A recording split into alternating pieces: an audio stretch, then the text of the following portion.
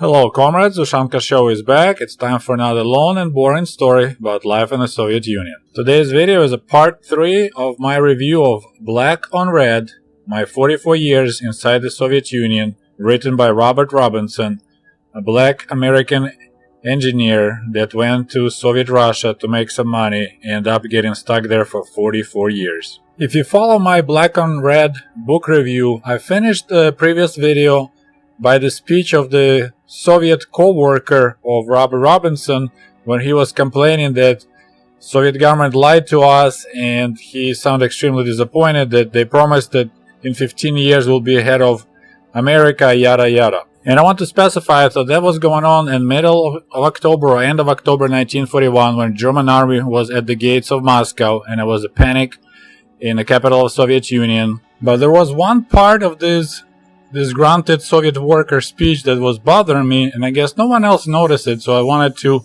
read it again. He said, "What's more, we are promised that no wars would be fought on Russian soil. We believe those promises with all our heart and soul." So let's think about it. We were promised no wars would be fought, which it sounds like, okay, Soviet Union was a peaceful country that didn't want any more wars, but actually no wars would be fought on Russian soil.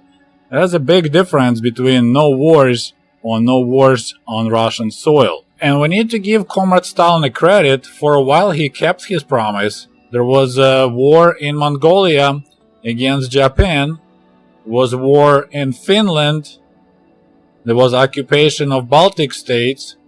There was occupation of Western Ukraine and Western Belarus, which was part of Poland. There was occupation of Bukovina and Bessarabia, which was part of Romania. So wars were going on, but they weren't happening on Russian soil. So everything was great until June 22nd, 1941. And this message about no wars fought on Russian soil, you can find once in a while in the books written by Soviet generals and other military leaders that fought in the Great Patriotic War, trying to explain failures of summer and the fall of 1941. They would kind of mention, yeah, we weren't ready for that type of war. And it's like, okay, so if you weren't ready for defensive war, what type of war were you preparing for? And now I would like to show you a short clip from the movie The Great Citizen, Великий гражданин, made back in 1937. Лет через 20 после хорошей войны выйти да взглянуть на Советский Союз. Республика так из 30-40, черт его знает как хорошо. So the main character of this movie, The Great Citizen, is Sergei Kirov, who was the leader of Leningrad and who was assassinated back in December of 1934.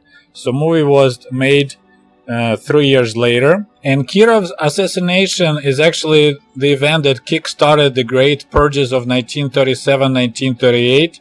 It began earlier in Leningrad and then it spread all over the Soviet Union. But it's not the topic of this video. So in this clip, Sergei Kirov, the main character of Great Citizen movie, saying that how great it would be in about 20 years to look around and see that the Soviet Union consisted of 30 and maybe 40 republics after the good war. После хорошей войны. So in the book Black on Red, a guy mentions no wars to be fought on Russian soil, and in the movie The Great Citizen, Kirov says the good war that will make Soviet Union from 16 republics into the 40 republic socialist state. Fun fact, later on, when it was not cool anymore to talk about good wars, this movie was slightly changed and the words of Sergei Kirov about good war were cut out from the movie. And of course there were other movies that promised no wars fought on the Soviet soil, just like that worker said. For example, there was 1936 movie Rodina зовет, Motherland is Calling. The scenario was always the same. The Soviet Union being attacked by some imaginary enemy, Red Army repels the attack and start attacking on the enemy territories. So that was this principle. Small blood war on the enemy's territory.